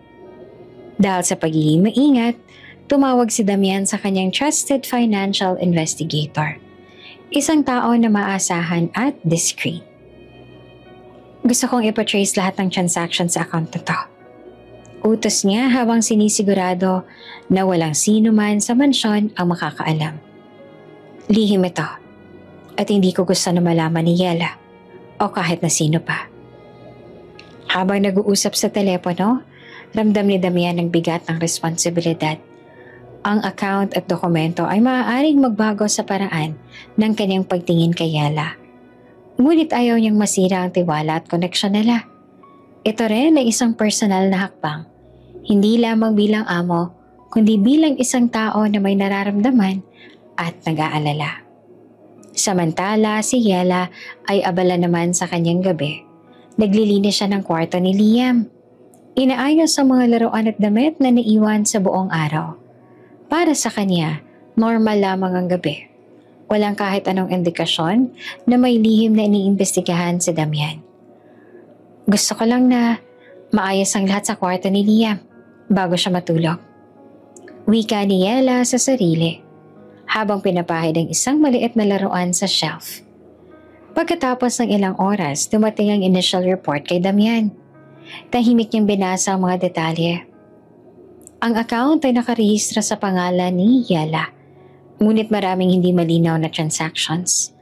Ang mga dokumento ay legal, ngunit may kakaibang estruktura na nangangailangan ng masusing pagsusuri. Si Damian ay napatingin sa screen ng matagal. Hindi ko pa rin alam ang buong istorya, pero kailangan ko siyang protektahan at siguraduhin hindi siya masasaktan ng impormasyon. Bulong niya. Ramdam niya ang tensyon sa pagitan ng profesional na obligasyon at personal na damdamin. At habang iniisip ang susunod na hakbang, si Damian ay nakaramdam ng kakaibang damdamin sa dibdib. Halo ng pag-aalala, curiosity, at unti-unting paghanga. Bakit ako ganito? Bakit kailangan ko pang ma-involve sa ganitong personal na bahagi ng buhay niya? Tanong niya sa sarili. Habang pinagmamasdan si Yela na tahimik na nag-aayos sa terrace sa kabilang silid. Hindi niya rin maalis ang ideya na ang yaya ni Liam na dating simpleng tao sa kanyang pananaw ay may nakatagong misteryo sa kanyang buhay. Ito ay hindi lamang tungkol sa pera o dokumento. Ito rin ay tungkol sa kung sino talaga si Yela at kung ano ang maaaring bumuo sa kanyang nakaraan. Sa pagtatapos ng gabi, iniwan ni Damian ang opisina na may halo-halong damdamin. Ang lihim na paghahanap ay naglatag ng suspense at bagong layer sa relasyon nila. Si Yela ay clueless pa rin. At ang misteryo ng account at dokumento ay naghintay na maunawaan sa tamang panahon. Hindi ko pwedeng sabihin sa kanya. Hindi pa. Kailangan munang malaman lahat bago siya maapektuhan. Bulong ni Damian habang pinagmamasdan ng terrace. Ramdam niya ang lihim na hakbang na ito ay magiging simula ng mas malaking katotohanan. Isang katotohanang magbubukas sa susunod na kabanata. Sa isang tahimik na hapon, si Damian naman ay nakaupo sa kanyang opisina. Hawak ang report mula sa financial investigator at mga legal documents tungkol kay Yela. Ang bawat pahina ay naglalaman ng impormasyon na matagal nang nakatago sa kanya. Ang patunay ng pinagmula ni Yela. Hindi pwede. Hindi ko akalain. Bulong ni Damian sa sarili habang pinagmamasdan ang pangalan sa mga papeles. Ang account, trust fund at legal documents ay malinaw na nagpapatunay na si Yela ay nagmula sa mayamang pamilya. Katulad ng pamilya niya. Ngunit dahil sa isang trahedya, siya ay naulila sa murang edad. Hindi niya mapigilang magulat at bahagyang mabigat ang dibdib. Ang babaeng dating tahimik at masipag, ang yaya ni Liam, ay may nakatagong katotohanan na magpapabago sa pananaw ng lahat sa kanya. Si Yela sa kabilang banda ay abala sa pag-aayos ng kwarto ni Liam. Wala siyang ideya na ang kanyang nakaraan ay unti-unti nang nabubunyag. Para sa kanya, ang pagiging yaya ay hindi lamang trabaho. Ito ay paraan upang maranasan ang init ng pamilya. Kahit hindi siya kabilang sa sariling pamilya. Sa terrace, tinawag ni Damian si Yela. Yela, may gusto kong ipakita sa'yo. Mahinahon niyang sabi, hawak ang folder ng mga dokumento. Napatingin naman si Yela at medyo nag-aalangan. Po, ano po yun? Tanong niya na bahagyang kinakabahan. Ito ang totoo mong pagkatao. Ang iyong pinagmalad. Paliwanag ni Damian. Natuklasan namin na nagmula ka rin pala sa mayamang pamilya. Pero dahil ulila ka na, hindi mo ito alam at pinili mong maging yaya para maranasan na magkaroon ng pamilya kahit saglit. Si Yela ay namutla. Hindi niya inaasahan na lalabas ang ganitong impormasyon sa isang ordinaryong hapon. Tahimik siya at halos hindi makapagsalita habang binubuksan ang mga dokumento at tinitingnan ang pangalan sa bawat pahina. Hindi ko po alam. Hindi ko po inaasahan na ganitong magiging buhay ko. Mahinang wika ni Yela at bahagyang nanginginig. Ang akala ko po, ang pagiging yaya, tanging paraan ko para maranasan ng pagmamahal at pamilya. Tumayo si Damian sa tabi niya. Dahan-dahang hawak ang kanyang balikat. Yela, hindi mo kailangan na maranasan ang lahat ng mag-isa. Naiintindihan ko na ang pinili mong maging yaya. At ramdam ko kung gaano mong pinapahalagahan ang bawat sandali kasama si Liam. Pero ngayon, gusto kong malaman mo na hindi ka nag-iisa. Sabi niya, may halong init at proteksyon sa tinig. Si Yela ay napatingin sa kanya At sa unang pagkakataon, ramdam niya ang kakaibang init at seguridad na ibinibigay na Damian. Ang dating amo na malamig at mahigpit, ngayon ay nagpakita ng tunay na malasakit at pag-unawa. Salamat po, Sir Damian. Hindi ko po alam kung paano ko haharapin ang lahat ng ito. Sagot ni Yela habang bahagyang napapikit sa dami ng emosyon na nararamdaman niya. Hindi mo kailangang harapin ang lahat ng mag-isa. Paliwanag ni Damian. Ang buhay mo ay hindi lang trabaho at nakaraan. May pagkakataon ka pa para maranasan ang pagmamahal, proteksyon at pamilya. At nandito kami ni Liam para sa iyo. Si Liam na nakamasid sa gilid ay tumakbo kay Yela at niyakap siya ng mahigpit. Yaya Yela, okay lang po ba kayo? Daddy says hindi niyo po kailangang mag-alala. Halatang alam niyang mahalaga si Yela sa kanila. Napangiti naman si Yela sa bata. Bahagyang namumula. Sa simpleng yakap at salita ni Liam, ramdam niya ang init ng pamilya na matagal niya nang hinahanap. Ang mansyon na dati puno ng trabaho at expectations ay unti-unting naging lugar ng koneksyon, pag-aaruga at pagmamahal. Yala, ngayon mas lalo kitang nakikilala at mas naiintindihan ko ang bawat hakbang na ginawa mo. Wika ni Damian habang pinagmamasa ng yaya at ang bata na magkasama sa kwarto. Ang nakaraan mo ay bahagi lang ng mga pagsubok mo sa buhay, pero hindi iyan magde-define sa'yo. Ano mang piliin mong gawin sa ngayon, yun ang mas mahalaga. Si Yela naman ay napangiti, may halong lungkot at kagalakan. Ang katotohanan tungkol sa kanyang pamilya ay mabigat, pero sa unang pagkakataon, ramdam niya ang tunay na suporta at pag-unawa mula sa isang tao. Isang tao na hindi lang amo, kundi unti-unting nagiging mahalaga sa kanyang puso. Isang eleganteng gabi sa Illustre Mansion. Ang lugar ay puno ng liwanag at mga handa para sa maliit na cocktail gathering na ini-host ni Damian. Ang mga bisita ay abala sa pag-uusap. Ngunit sa isang sulok, si Vanessa ay nakatayo. Nakatingin kay Yela na abala sa pag-aayos ng serving table. Napuno ng galit at inggit si Vanessa. Ito na ang pagkakataon ko. Bulong niya sa sarili. Hawak niya ang ilang dokumento na lihim niyang nakuha tungkol sa mysterious account at legal files ni Yela. Lumapit siya kay Damian na tahimik na nag-organisa sa mga bisita. Damian, kailangan nating kausapin si Yela, sabi ni Vanessa na may bahagyang pang-aasar sa tinig. Ngumiti naman si Damian, ngunit may halong pagdududa sa tono ng boses niya. Ano na naman bang problema mo, Vanessa? Tanong niya ng mahinahon. Alam mo, Damian, hindi si Yela kung sino siya sa tingin mo. Nagpapanggap lang siya para mapalapit sa'yo.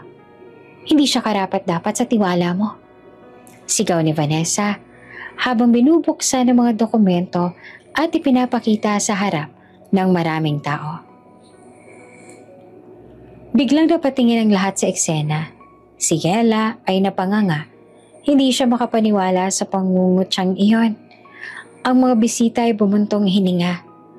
May halong pagtataka at pagkagulat. Hindi po, sagot ni Yela na halos nanginginig sa galit at pagkabigla. Hindi po ganito ang katotohanan. Ngunit bago pa siya makapagpaliwanag, pinutol siya ni Vanessa. Huwag kang magsinungaling. Narito ang mga dokumento. Lahat ay nagpapakita na may lihim kang pinagmumulan. Sigurado ako, nagpapanggap ka lang para makuha ang puso ng amo mo. Tahimik naman si Damian. Hawak ang isang baso ng alak, pinagmamasa ng buong sitwasyon. Ang bawat salitang lumalabas kay Vanessa ay tila mas pinapalakas lamang ng damdamin niya para kay Yela. Alam niya ang katotohanan at ramdam niya ang integridad at kabutihan ng Yaya sa bawat kilos at tingin. Tumayo siya, dahan-dahang lumakad papunta kay Vanessa at Yela habang tinatapik ang balikat ng Yaya. Vanessa, tama na. Huwag mong ibuli si Yela sa ganitong paraan. Sabi niya na may halong kalmadong otoridad sa tinig. Si Vanessa ay nagulat. Damian, hindi mo ba nakikita? Sinadya niyang linlangin ka. Sigaw niya na halatang galit na galit. Ngunit si Damian ay tahimik na tumango kay Yela. At sa simpleng pagkakatinginan nila, ramdam ni Yela ang seguridad at proteksyon. Alam ko ang katotohanan kay Yela. Wika niya. May ngiti na puno ng init at tiwala. Hindi ko ipagkakanulo ang tiwala mo. At alam ko kung sino ka sa tunay na puso mo. Biglang napuno naman ng tensyon ng silid. Ang mga bisita ay nananatiling tahimik. Pinagmamasa ng confrontation. Si Vanessa naman ay hindi makapaniwala. Ang plano niyang ipahiya si Yela ay nabigo. Sa halip, nakita niya si Damian na lalong humahanga at lumalapit sa yaya. Hindi pwede. Hindi ko akalain na ganitong magiging reaksyon mo. Sigaw ni Vanessa, habang ang galit ay nagbabadya sa kanyang mga mata. Yela, okay ka lang ba? Tanong ni Damian habang tinitingnan ng yaya na bahagyang nanginginig ngunit nakatayo ng matapang. Opo, Mr. Damian. Sagot pa ni Yela. Nakangiti sa kanya kahit na bahagya pa rin nanginginig ang katawan. Ramdam niya ang pagbibigay ng proteksyon ni Damian sa kanya at unti-unti ang kanyang takot ay napalitan ng pagmamahal at tiwala. Si Vanessa naman ay hindi na makontrol ang galit. Hindi pwede na mangyari to. Sigaw niya at walang paalam, iniwan niya ang silid. Naglalakad pababa sa hagdan ng may lakas ng hakbang at galit na nakalantad. Ang eksena ay nag-iwan ng katahimikan sa silid. Ang mga bisita ay nagulat. Ngunit walang sino man na nakagawa ng galit kay Yela o kay Damian. Ang yaya ay nakatayo, kaunti pa rin nanginginig. Ngunit ang mata niya ay nagliliwanag ng lakas at pasasalamat. Tahimik na huminga si Damian habang pinagmamasdan ng galaw ni Yela. Alam ko na hindi ito madali para sa iyo, Yela. Pero ramdam ko ang tibay at katotohanan mo. At sa kabila ng lahat ng sinasabi ng iba, hindi ako maliligaw sa kung sino ka sa tunay na puso mo. Wika niya, may halong init at pagkilala. Si Yela naman ay napangiti, bahagyang lumapit sa kanya. At ramdam niya ang unti-unting pagtanggal ng tensyon at pag-alis ng pangamba. Ang relasyon nila ay lalong lumalalim. At ang mga pangyayari ay nagpatibay ng tiwala at koneksyon sa pagitan nila. Isang tahimik na gabi sa terrace ng Ilustre Mansion. Ang hangin ay malamig at banayad. Dala ang amoy ng mga bulaklak sa hardin. Si Damian ay nakatayo malapit sa railing. Hawak ang baso ng tubig habang pinagmamasdan si Yela na maayos ang mga laruan ni Liam sa malapit. Yela, pwede ba tayo mag-usap? Tanong ni Damian. Bahagyang nanginginig ang boses. Ramdam niya ang tensyon sa sarili. Ang damdamin na matagal niyang itinago ngayon ay parang bumubuhos sa kanyang dibdib. Si Yela ay huminto. Tumingin sa kanya. Bahagyang nag-aalangan. Po? Okay lang po. Sagot niya na may halong kaba at curiosity. Tumayo naman si Damian sa tabi niya. Lumapit ng dahan-dahan at tumingin sa mga mata ng yaya. Hindi ko na kayang itago pa, Yela. Mula pa nung nakikilala kita, unti-unti may nararamdaman ako sa'yo. Hindi lamang respeto o pagiging amo at yaya. May mas malalim na damdamin ako para sa'yo. Si Yela naman ay napalunok, bahagyang napatingin sa ilalim. Hindi niya inaasahan ang ganitong pahayag at ramdam niya ang bigat sa dibdib niya. Ang mga salita ni Damian ay nagdulot ng halong kilig, takot at pag-aalala. Sir Damian, hindi ko po alam. Hindi ko po kayang, sabi ni Yela na nanginginig. Napapailing siya. Hindi makapagsalita ng maayos. Ang damdaming iyon ay kakaiba. Mas masalimuot kesa sa simpleng pagmamahal. Huwag ka matakot. Hindi kita pipilitin. Sabi ni Damian, dahan-dahan at mahinahon. Alam ko may iniingatan ka. At hindi ko gusto na masaktan ka. Pero gusto ko malaman mo na hindi lang basta yaya ang tingin ko sa'yo. Mahal kita, Yela. Tahimik na tumingin si Yela kay Damian. Ang mga mata niya ay puno ng emosyon. Ngunit may halong takot na natatago sa likod nito. Po, hindi po pwede. Hindi lang dahil sa'yo. May isang bagay po na hindi ko po pwedeng sabihin. Sagot niya na pilit umiiwas ngayon sa tingin ni Damian. Ang mga salita ni Yela ay nagdulot ng kakaibang kirot sa dibdib ni Damian. Ngunit ramdam niya ang pangangailangan na maging maingat at maunawain. Alam ko, at hindi ko hihilingin na sabihin mo sa akin kung hindi ka pa handa. Ang mahalaga, alam mo na may tao dito na handang makinig at umintindi sa'yo. Lumapit si Damian, dahan-dahang hinawakan ng kamay ni Yela. Ramdam niya ang init at pag-aalala na lumalabas sa bawat kilos ng yaya. Hindi kita bibiguin, Yela. Kahit ano pang sekreto mo, nandito ako. At kahit ano pa man ang mangyari, hindi kita iiwan. Dagdag niya na may halong emosyon sa boses. Si Yela naman ay bahagyang napatingin sa kanya, bahagyang nanginginig. Ang simpleng hawak ng kamay ay nagbigay sa kanya ng kakaibang lakas at proteksyon.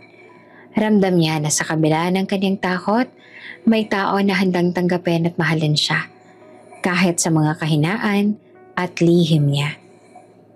Mahal kita, Sir Damian, pero hindi ko po alam kung kakayanin ko.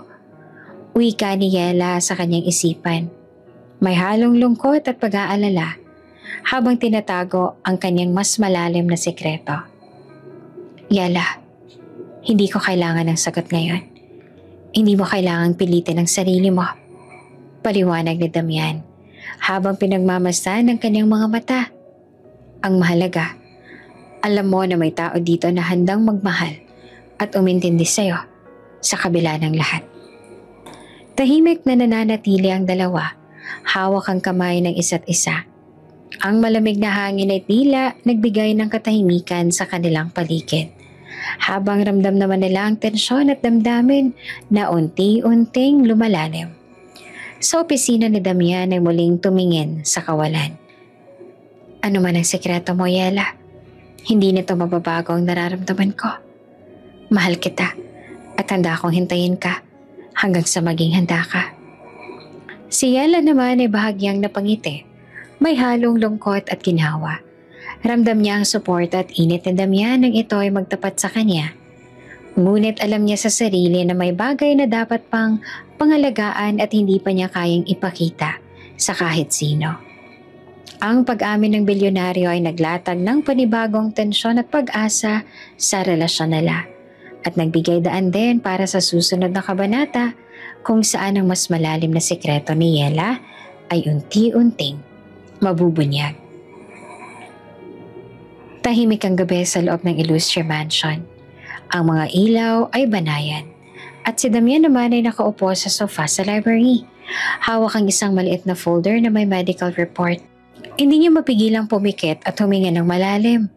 Ang laman ng folder ay naglatag ng isang katotohanan na matagal nang tinatago ni Yela. Si Yela na nag-aayos ng kwarto ni Liam sa kabilang silid ay walang ideya na natuklasan na ni Damian ang lihim niyang sakit.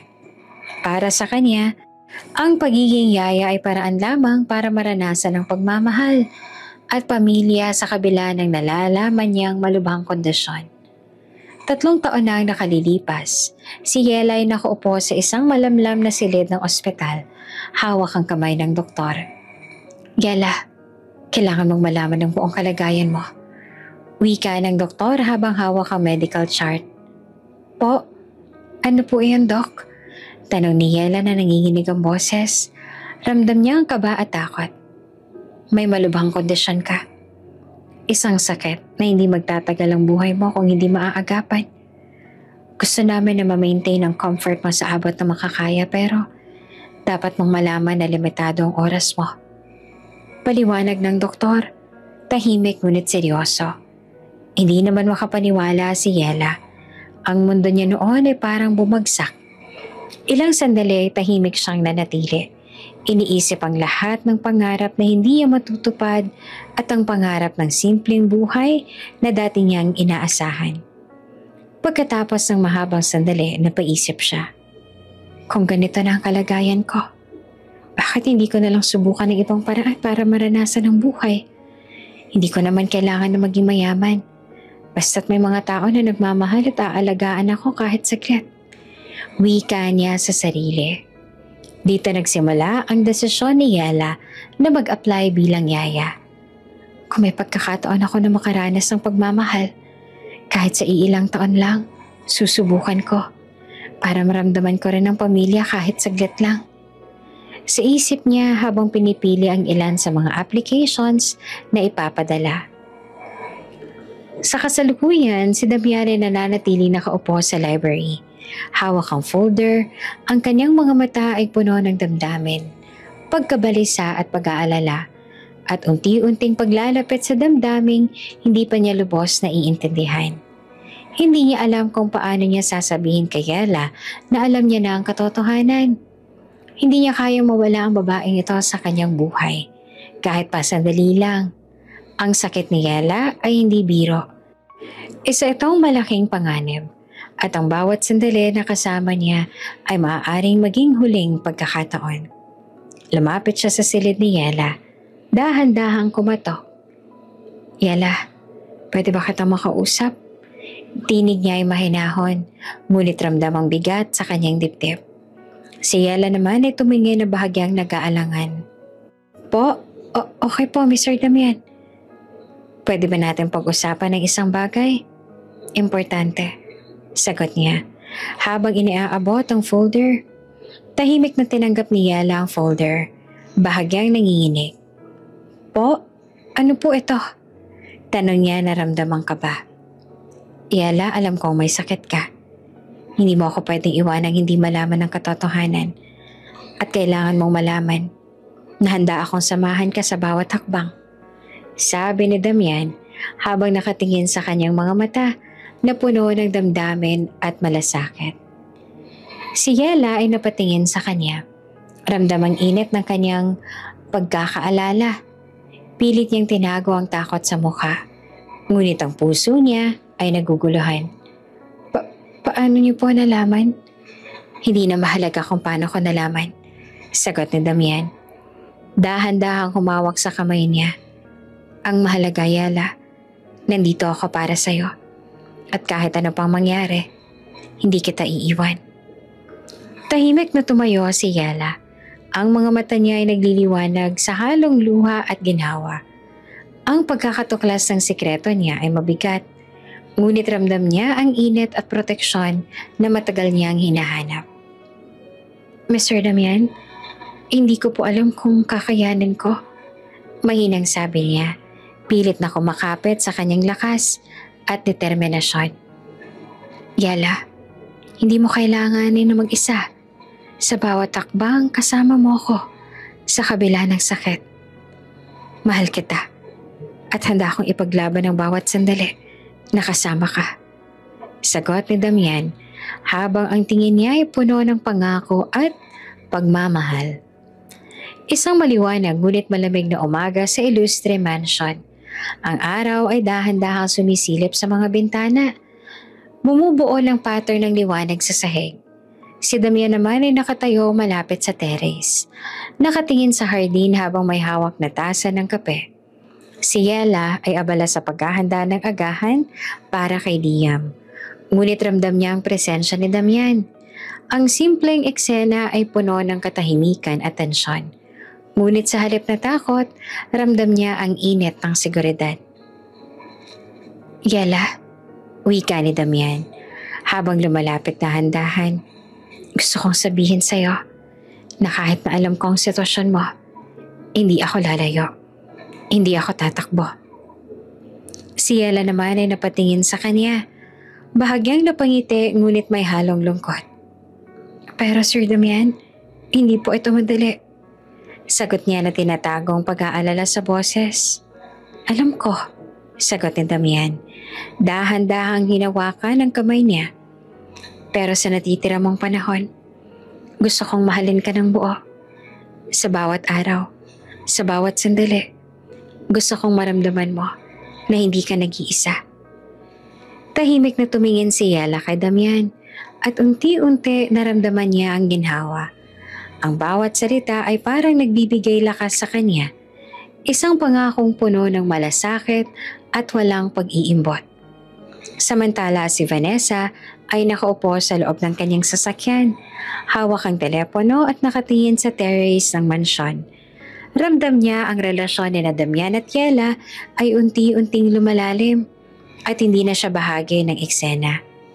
Siguro, hindi talaga kami para sa isa't isa. Wika ni Vanessa sa sarili habang napapaisip.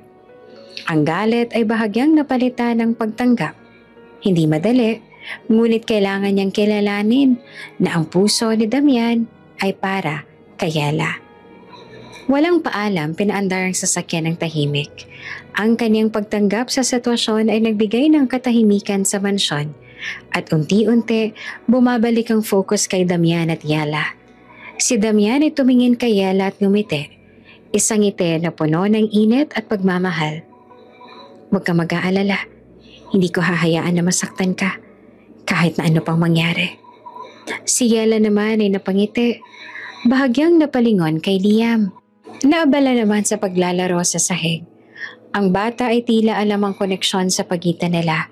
Ang tiwala, ang pagmamahal, at pag-aalaga na unti-unting nag-uugnay sa kanila bilang pamilya. Salamat po, Mr. Damian. Wika ni Yela na may bahagyang luha sa mata. Hindi ko po alam kung paano ko ipapakita pero ramdam ko po. Huwag mong pilitin ang sarili mo. Wika ni Damian. Dahan-dahang hinawakan ang mukha niya. Pinipisil ang kamay niya sa sarili.